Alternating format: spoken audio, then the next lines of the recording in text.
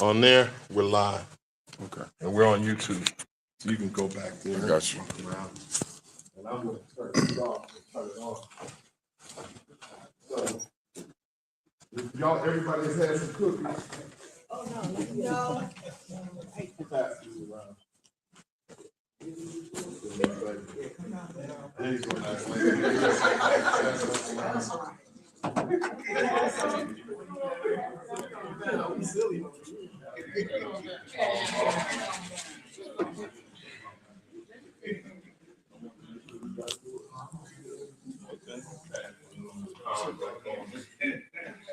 Okay. All right. This is empowering mental health, and what we're going to do now is learn what the 6 steps to direct action. This is called the Leader's Manual. This book was given to me by Bernard Lafayette. He was one of Dr. King's lieutenants. He gave me the book before it was published. And this was Dr. King's philosophy, how he helped transform the nation.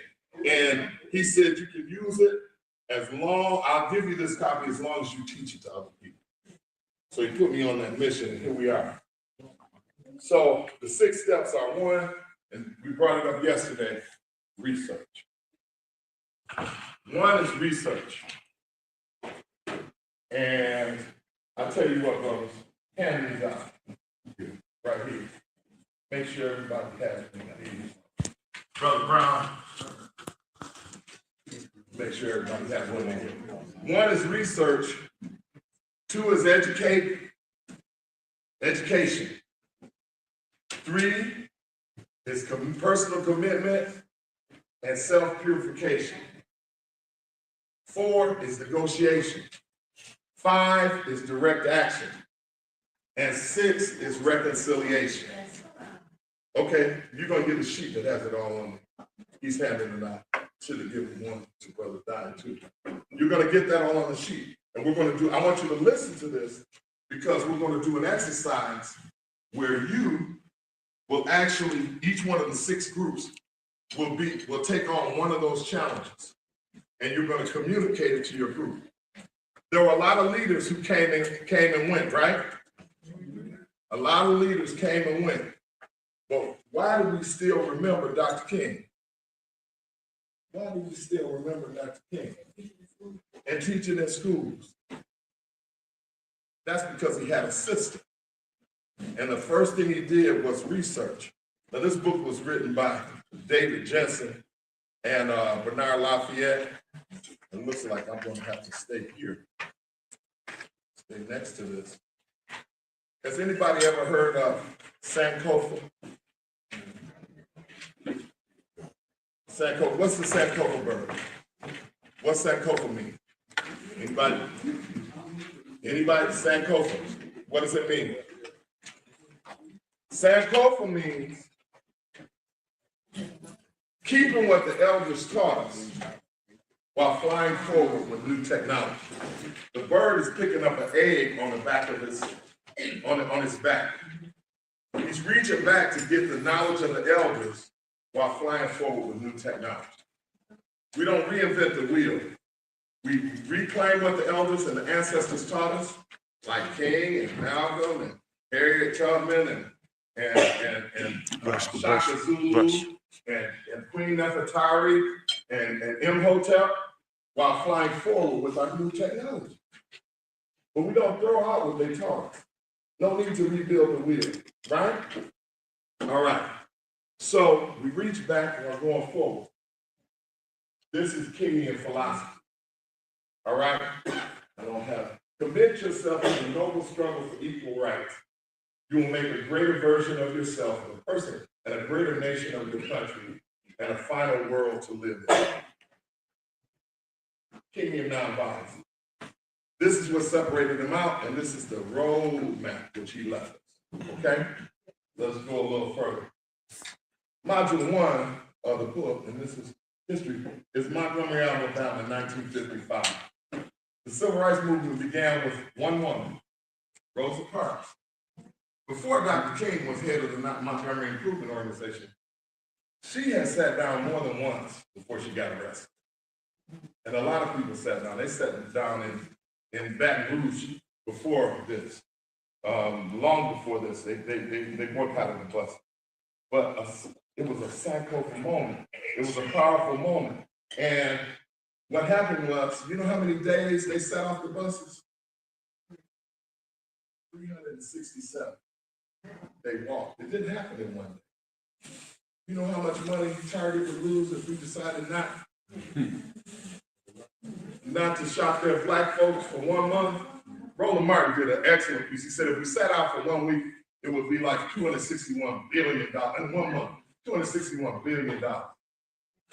Just black folks. No, he said Target, because they were the first ones to pull out of DEI. He just started talking about just the buying power that we had. Anyway, that's why they broke Montgomery, because black folks were the ones frequenting the buses. And they didn't know black folk would do it, but they had faith, they believed. Martin said him and Coretta, this is my Coretta right here, my Corey. Look, he said they looked out the window the next day after they declared a bus boycott. They looked out the window because they weren't sure to see if any black folks were on the bus. And every bus that passed stopped them. They said, oh, I think we got a movement. You know why they chose Dr. King? And you know how old Dr. King was at this time? 26. Hey. 26. And he was the spear. Tip of the spear. How many people in here are 25, 26? He didn't say I'm too young. Right? He didn't say that. And they chose him because he didn't have any enemies. He had just got to town. All the other folks had enemies. You know, Ralph Abernathy had enemies. He had been pastoring there for a while. So look, Albany, Georgia, segregated public accommodations, 1962. Birmingham, 1963. Birmingham. We should teach our children about the 3 little black girls who were blown up in Birmingham. Their pictures and names should be up on the wall. Yeah, they gave their lives. I've been had it looking for you. For freedom. Birmingham. And I had to pull it up. 1965, guaranteed. It's still pulled up. He took this same 6-step method into each time.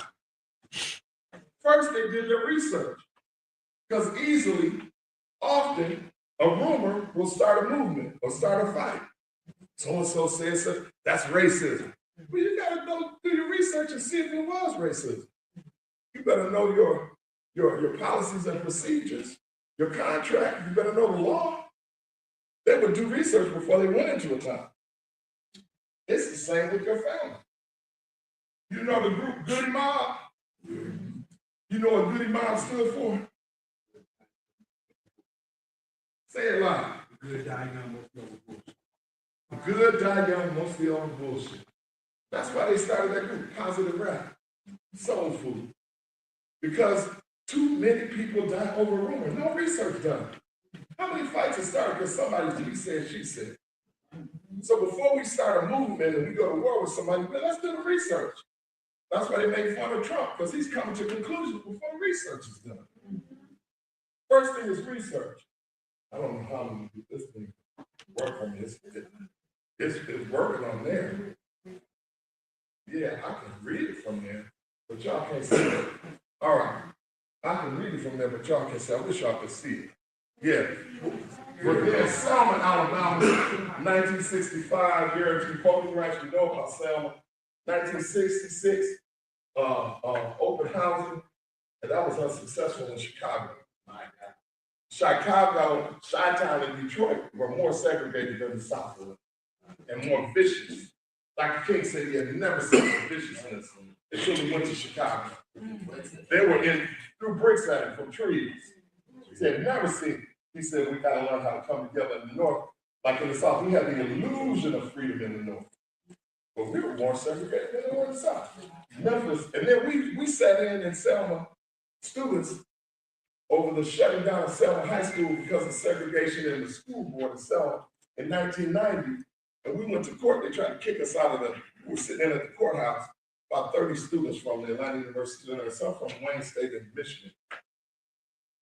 Joe Smitherman was the same mayor that was there in 1965. Same mayor. And we heard him testify. We went to court when he was trying to get an injunction, get us kicked out of the courthouse. He said, what are they doing, Mayor Smith?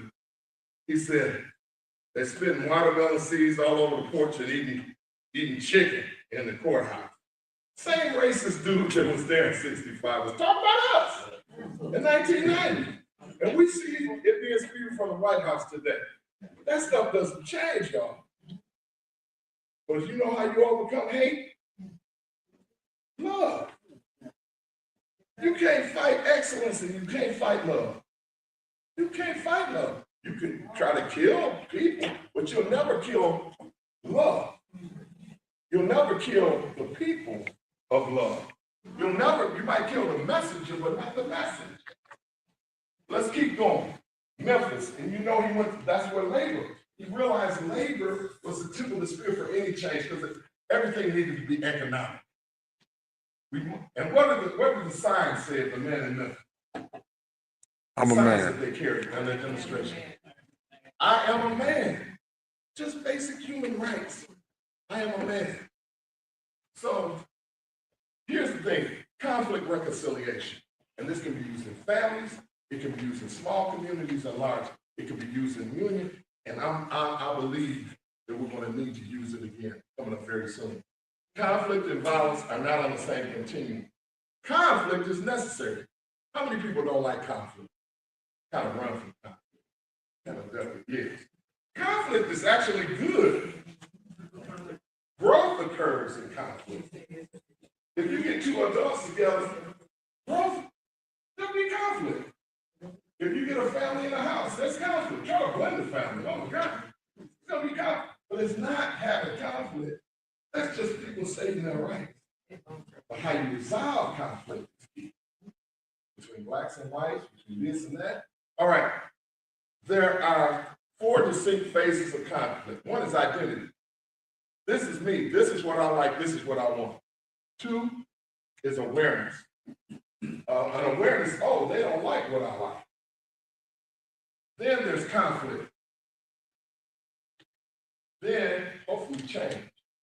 The goal, conflict reconciliation, is to have a win-win, where both people feel respected. This is what happens during separation and divorce. It happens when people are in family, you want to go down a little bit.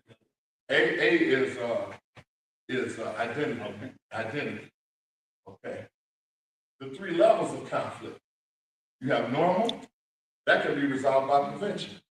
Like we have peer specialists can resolve things at the first level, right? Prevention. If we put certain things in place like post the laws, post the rules, educate people about the rules like sexual harassment training, that's prevention. But then there's pervasive.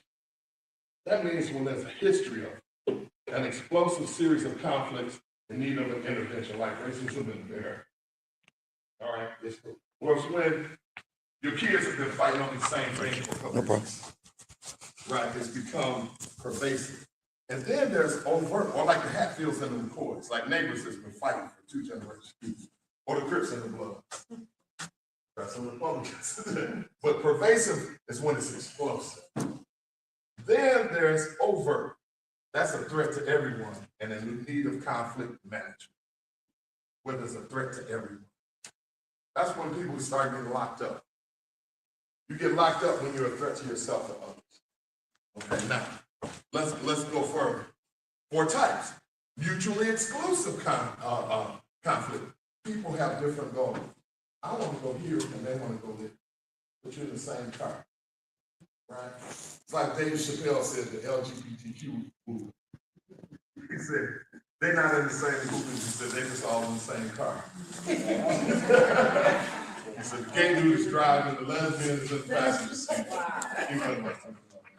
But the point is, different people with different goals. But distributive conflict, competing parties for finite resources. Finite resources. That's what they do in most elections. They say, we have finite resources, and they're taking your money. Or they're taking your money. Or the people coming across the border are taking your money. We have finite, and it's not enough to go around. When there's a big old pile. All right. But that's what people fight. And then value conflicts, groups with different conflicts. With different values. How many wars have been fought over religion. Muslims and Christians, Goofis and right, values. And then this pathway conflict, different version of the vision.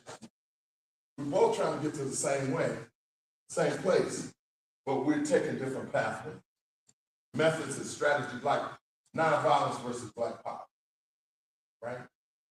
With it? All right. Dynamic relationships. That's Mukasa Ricks, Dr. King, and Stokely Carmichael. You know Stokely Carmichael? Yes, I do.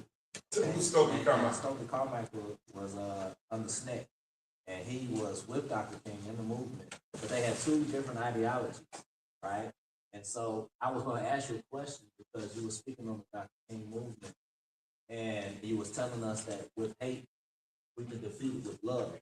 And a lot of brothers, when you're trying to collect the movement together, right, you had a lot of ideologies back in that time. You had Bobby Seale, you had the Black Panther movement, which was a threat to the United States. Right. You had these brothers who was doing a peaceful movement, and you had Brother Malcolm. But it just pulls people apart at a time when it's time for somebody to come in and execute a change about what we need to do as a community. Right. In order to, like, when we talk about these books, because they're taking away our history. Right. That's what needs to be done. Right. You know? And everybody that's got their views on it. How it can be done. That's a pathway conflict. Yeah. And so Stokely Carmichael, and the first one to say black power was Mukasa Ricks. The young guy you see there, I'm just going to try to go up a little bit at a time so you can see this. He still hangs out in Atlanta. He hangs around Atlanta University Center. And whenever you see him, he's a little bit older than you, about 10 years older than I am. He'll say black power, black power. But Stokely Carmichael was the one who put a definition to what black power was, black economic power. And they became close to being Black Panthers, right? They got tired of nonviolence, and black men, especially, and well, not just black men, black people, a certain group was tired of getting hit over the head. And Dr. King himself said, I can understand why. Because the promises that I'm saying, if we come together and we love them, that you'll support us and that you'll make things equal, it's not happening. He said, I can understand why they're split. They had a pathway conflict. And H. Rap Brown and those, they were all in SNCC. The Student Nonviolence Coordinating Committee, Student Nonviolence Coordinating Committee. But they left because they were frustrated. They had a pathway conflict. Let's keep going. I'm going to go up. Social dynamics. Now, synthesizing polarities. That's Bernard Lafayette there, Dr. Lafayette and Nelson Mandela. He walked out of prison to become president, right? And Bernard Lafayette and Reverend James Orange, those were mentors of mine, and Andy Young and Melanie Campbell. They ended up training the ANC leadership. Now, the ANC, who knows what that is, the ANC? African National Congress. They're the ones who overcame apartheid in South Africa.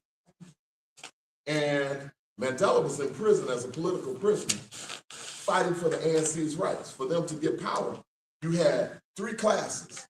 You had whites, you had Indians, and you had coloreds. And then you had blacks. The only ones that didn't have a seat in parliament were the blacks. And these were German and Dutch whites who had taken over South Africa, right? Now, they were not nonviolent. They outnumbered the whites in South Africa. And they had folks like Shaka Zulu's history. So tribally, the Zulus, which was the second largest group, they fought them tooth and nail. They bombed places. They went in and they fought for years. 50 years. And you know what apartheid was like? Who knows what apartheid was like?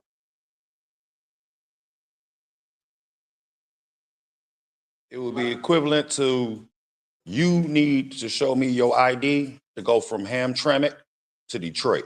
That's right. It's the way the IDs. They had to work far away. They lost power over the economics of their territory. They worked far away from their families in coal mines. The whites owned all of the economic power there, the diamond mines, the gold, all the resources. It was Jim Crow. It was our Jim Crow segregation. All right? And they didn't have police power, they didn't have political power, they didn't have anything. All right? And if you wanted to have a job to go work in the mines, you had to go far from where you lived. And blacks had no running water. They lived in townships. They were like our old, worse than our old projects, no running water, no electricity. And so they fought against it. Now, even today, even when Mandela became president, he became politically the president. Economically, still, the whites still kept their economic power. You know that? And their president at the time, de Klerk, would not give up the reins of power to Mandela and the ANC until they were trained in nonviolence. And the younginos went in and trained them in nonviolence. Now, there's been a war for many years, but because they started coming with love, and they knew Mandela was a person who loved everyone, and he wanted to do reconciliation. He wasn't gonna go after the white enemies and kill them and do that kind of thing. They could still stay. They had truth and reconciliation. Come on, if you know how. Oh, no, I was about to. If you Wobble. So look, now, you redirect the anger toward the evil. You redirect the anger toward the evil, but not the people. Right? We battle not against flesh and blood, but against powers and principalities and rulers of wickedness in high places. Yes, like King said, redirected against poverty, racism, and violence. Not the person. No, it Because is people timed can out. be transformed. We should grow and change, right? But we can't go after the people. And this is the same. If you find yourself in a clinch with your spouse or your loved one or your child, look at as somebody wrote it down, the negative interaction pattern or the unsupplied need or what's driving the behavior versus the person. Because evil can get in any one of us at any time. It's a spirit. People can't be. So redirect the anger toward the conditions, all right? And focus on people working toward against the conditions and human conciliation. Redirect the anger toward human aggression. Now look, 3 dimensions of organizing. You have vertical planning, which is top down. Vertical planning, you have horizontal planning, which is power and legitimacy, but no sanction. And then you have nonviolent planning, which is top down and bottom up. Now, which one do unions use?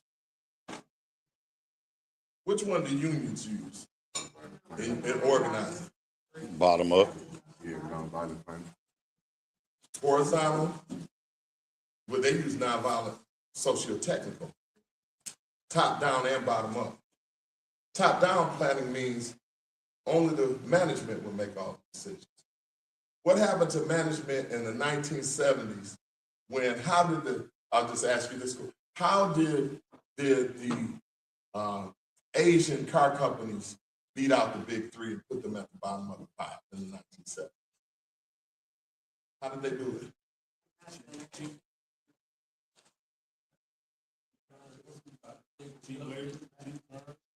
Not cheap cars. They went to the rank and file and asked them how they could better their product. The people who were on the line making the product, they started asking them to give their input, and their product became supreme to our product. While we were top heavy, and we weren't asking the rank and file, right? So they took in the content, and their cars became higher quality. And they began to beat us out because they started talking to the rank and file. So that's bottom up and top down. That's working together. All right? That's kind of like, I work in a car plant, and we repeat it constantly. Management always wants to tell us how to do the job, but when we're doing the job, then they want to come back around and say, you doing the job wrong. You don't do my job. You couldn't do my job if you tried to do my job. I know how to do my job better than you know how to go to sleep at night. Right. Thank you. But see, that's And see, that's top down and bottom up. We've got to work together. So this is a suggestion. Now, I'm going to give every hour for these 3 hours, I'm going to give you a 10-minute break. So at 2:15, you get a break, 10 minutes, and then again and again. Okay? Question? I have a question before you continue. So when you were talking about the conflict of resolution and redirecting the anger, how do we do that? How do we do that with the young folks? Because they are so angry now that when we try to approach them and teach them, there is another method. They're stuck on the violent mentality. Now look at the consequences. Like I've done funerals for young folks. I talk to them right in the front row at the funeral from the pulpit. Let them look at the consequences of what's happened. Ask them questions. But they have no sense of fear. Like back in the day, we had the fear of our parents, our neighbors. They have no sense of fear. Okay, let me just share this. It's true. That was my question 30 years ago when I left. I left Detroit. Why are these kids like ready to die? Now, when I went to the homes and saw how many of them were living, I saw why. When I saw that, when I was a delinquency services officer for the state of Michigan, which is a probation officer / social worker, some of them were living better in jail than they were living at home. That was sad. Some of them were getting abused, neglected, no food, raising themselves. And so one, you gotta change their circumstance. I had kids on my caseload who were all wards of the state because they had committed crimes, from running away from a bad situation to murder. And how do we turn them around until they're 21? That's the same question the state asks. So how do we turn them around? One, you need to change their circumstance. Okay. Wait, but let me finish.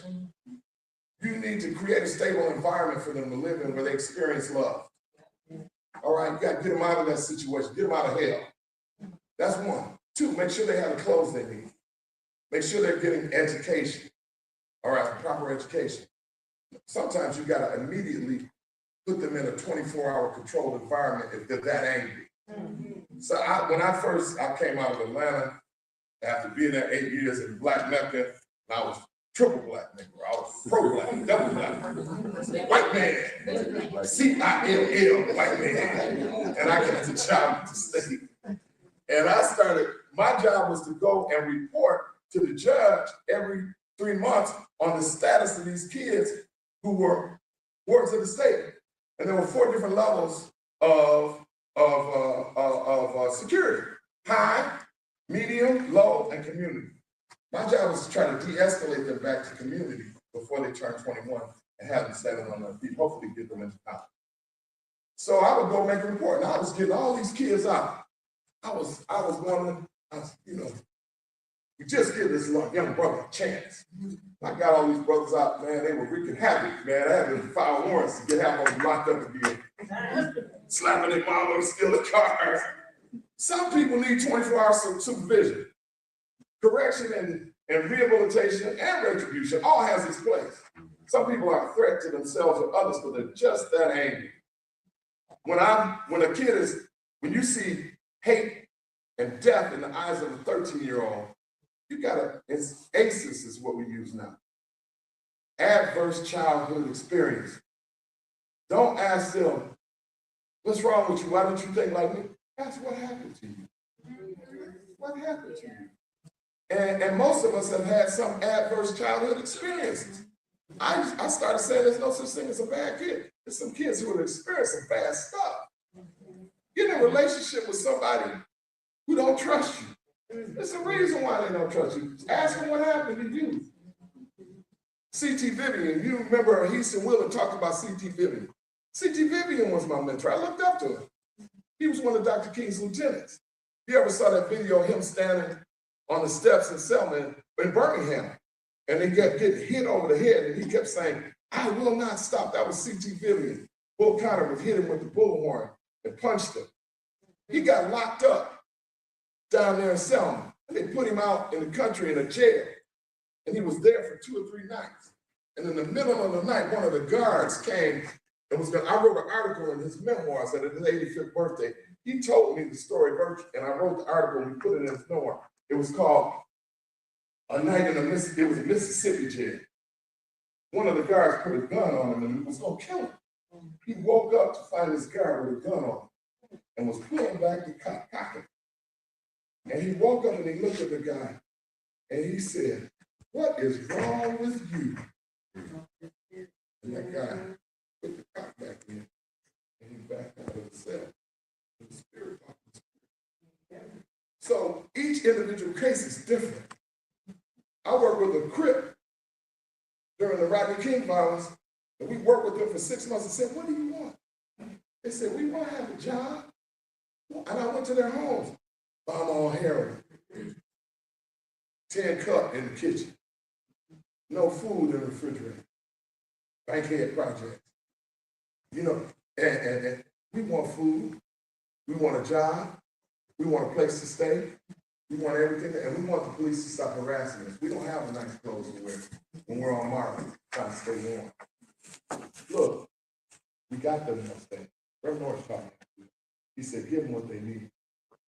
We all mentor them. We took one under our shoulder. The guy I took under my shoulder, he ended up going into the Navy and becoming a Navy SEAL. David Hill was black. He took those skill sets. He was hard. He took that and put it in the Navy. The leader of the gang, Sato, he said, the first thing we had, I want a crib where all the Crips can stay. And created a family. Paul Howard, who was the prosecuting attorney, like our Kim Worthy in Atlanta, took him under his wing. Had him come to work every day, bought him 3 suits, and then facilitated, paid for his training to get his real estate.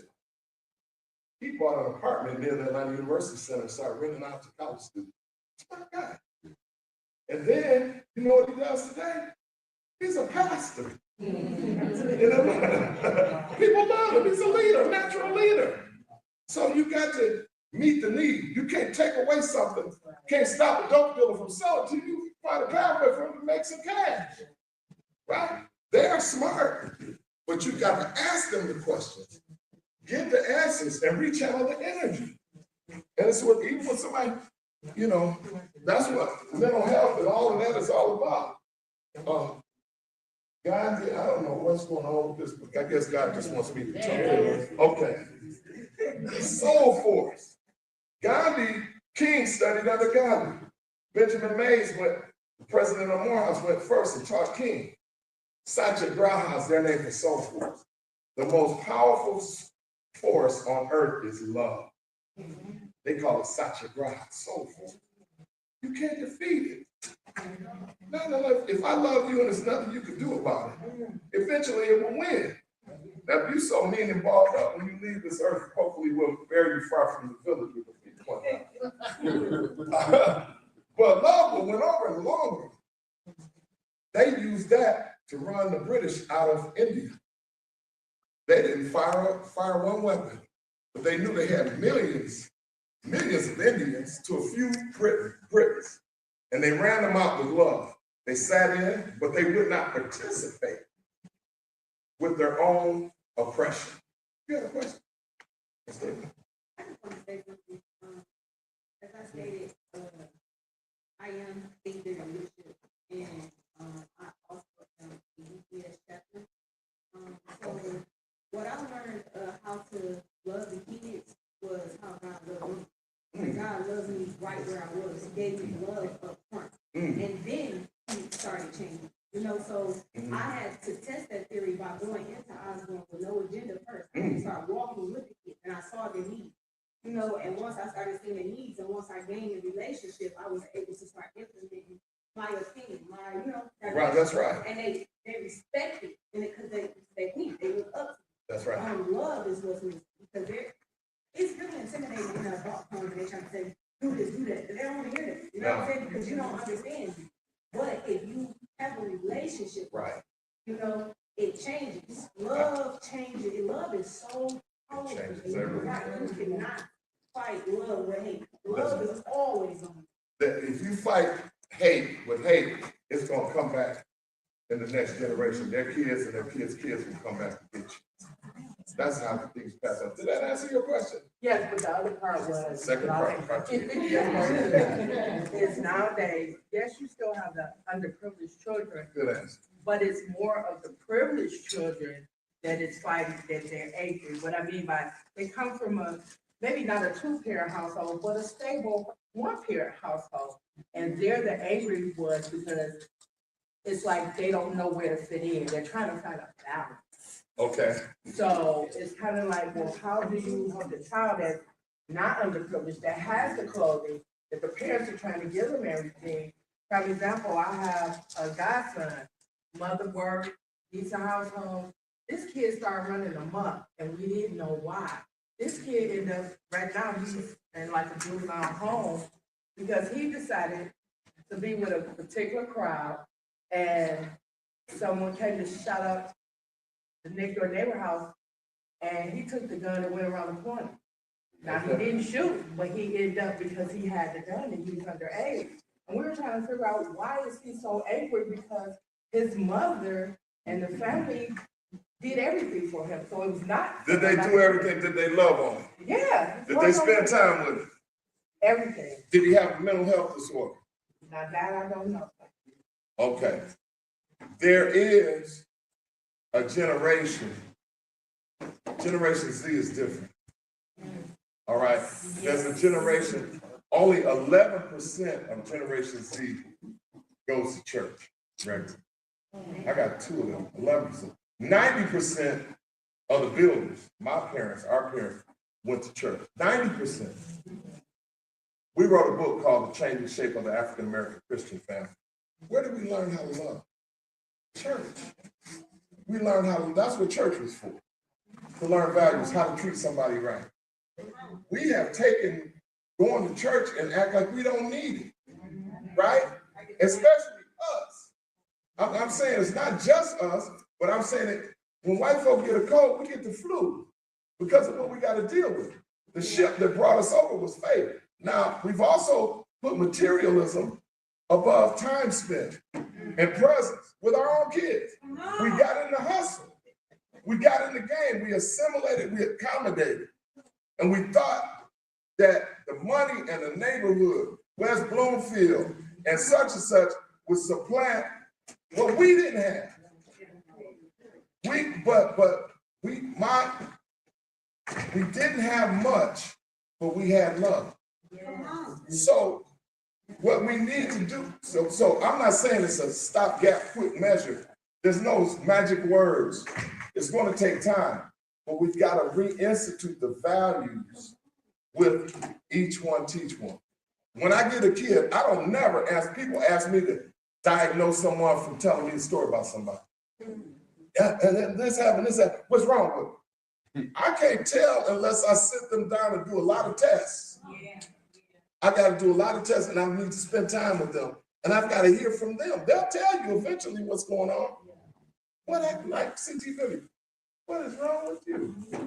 Let them tell, they'll tell you. If you do an ACEs test and Google ACES, ACEs, Adverse Childhood Experiences, the ACEs test will tell you how your behavior, what you've been through, and what you've experienced affects your behavior and how you operate in the world and your productivity. Most of us have experienced some adverse childhood experience. We've had some trauma, but somebody putting hands on us. Might not have been penetration, put their hands on you something. For some of us, it was being told we were no good. Some of us had an addicted parent. Some of us, we had something, but if we put our ACEs score in, you can look at the probable productivity. You look at that group of people. If that kid get them to counseling, get that kid assessed. A lot of kids just have not been assessed. It could be substance abuse. It could be mental health. It could be lack of time spent. It could be the daddy wound. 3 out of 10 of our kids, 3 out of 10 have both parents, bio parents, birth parents in the home. Even when you have a stepdad, you got to go through stepdaddy drama. The only stepdad didn't go through a whole lot. Well, I guess he did too, was Joseph. Joseph was a stepdaddy, right? I think he's the greatest stepdaddy of all time. My hero. But look, you gotta assess that kid. That's why I went back to school. So it's no answer for all of them. But I can tell you there are trends. Now, how do we reverse the trend? It's what we did in the last session. Educate, educate, educate. Research that kid that you focus on. Get them to counseling.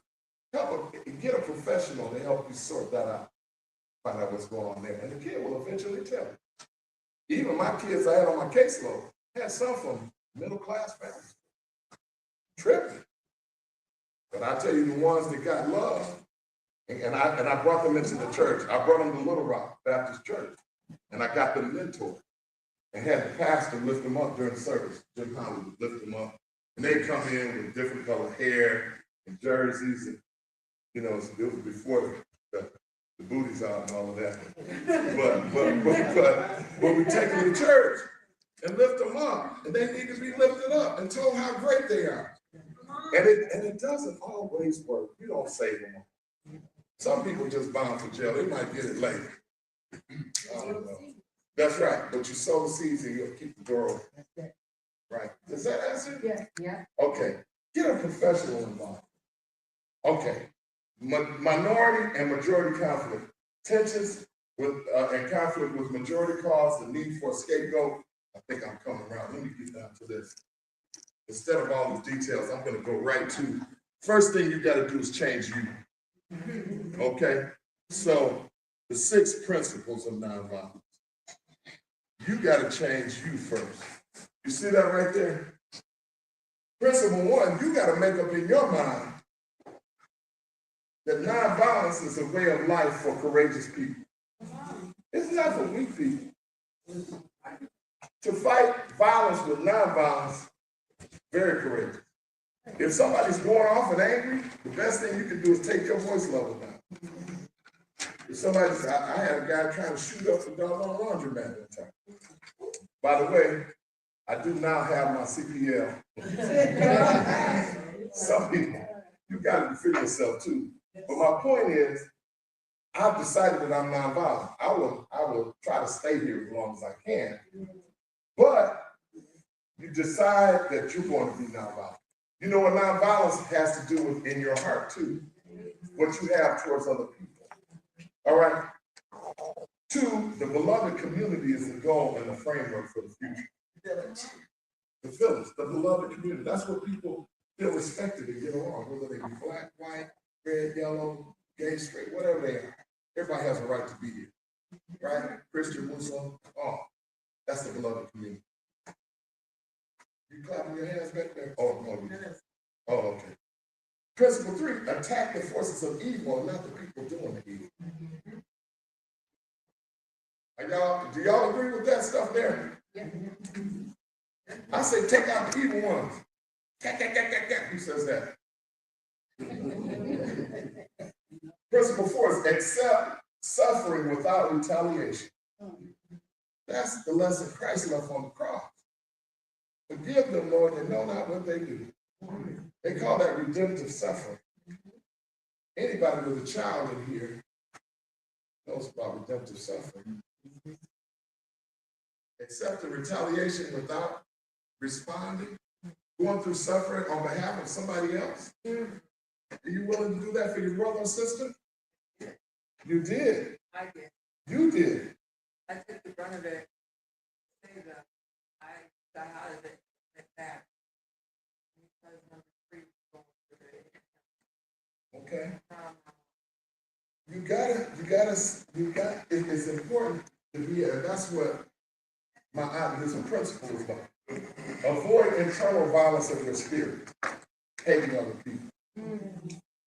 I have a friend who often says, somebody ought to kill Trump. I said, you're not killing like that, come on, your mouth. I said, that's violence in your own spirit. It will eat your life. And on a bad day, you might be saying that about me. You know what I'm saying? You know what I'm saying? So you gotta meditate, pray. You gotta have a spiritual, everybody have a spiritual cleansing process. You do? Fasting. Cleansing. All right. So, and finally, principle 6, is the universe is on the side of justice. The universe is on the side of justice. We will win, and right wins in the end. You gotta believe that. In the long run.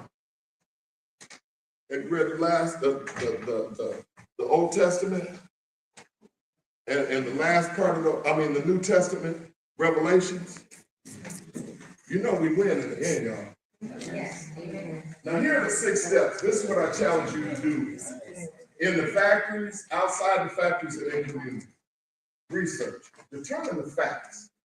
Don't operate from rumors. Research. The facts. You have it on that sheet that I gave you. Now, after your break, after your break, I'm gonna have you do a group. Group 1 up here, you guys are research. Group 2 right here, you guys are education. Group 3, that small table, are there more than 2 of you?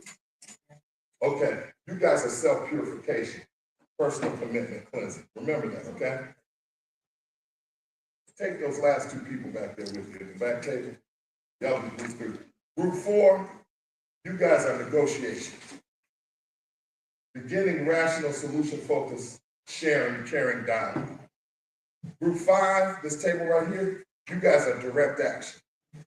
When negotiations break down, boycott and separation. And group 6 up here, you know them, you love them, you can't live without them. Reconciliation. Reconciliation. That means everything is done in love and respect with the goal of right relationship. Well, let's break this down. All right. I'm gonna have you break up into groups, and the scenario is that you're at a union meeting and you got a challenge on the table, and you're going to use nonviolent direct action to resolve this with your company. Your group will come up with an argument, and you're going to educate your group, your union local, about each one of these philosophies.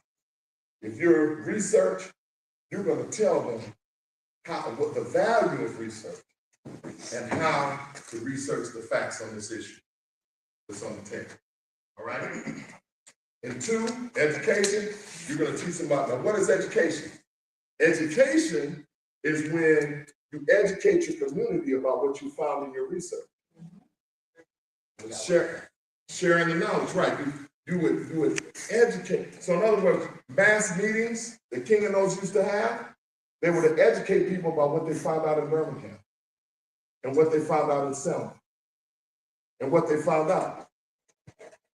3, self-purification, the back group. You've got to ask yourself, are your motivations clear? Do you want personal gain out of this? Are you committed? Are you willing to go all the way? How far are you willing to go with this? If they start cutting jobs,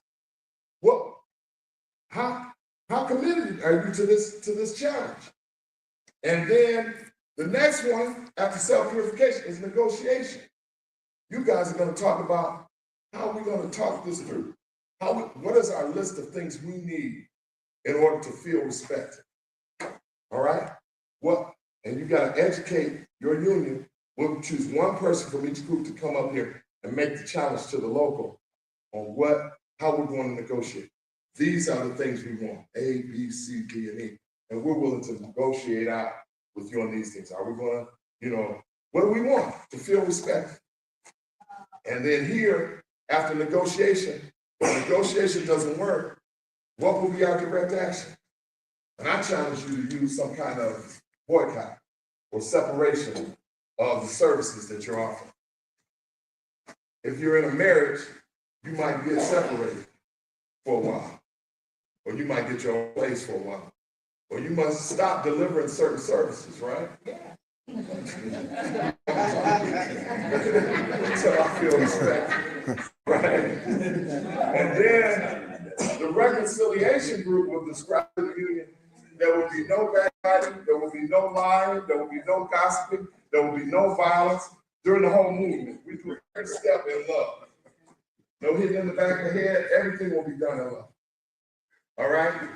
And so take 10 minutes and go, those who haven't gone to the bathroom, go to the bathroom, go get yourself some water, come back, take 10 minutes, and when you come back, I'll give you the actual scenario. All right, thank you. All right. You stopped, okay, good. All right. Whenever you get a second, I know that's what we presented.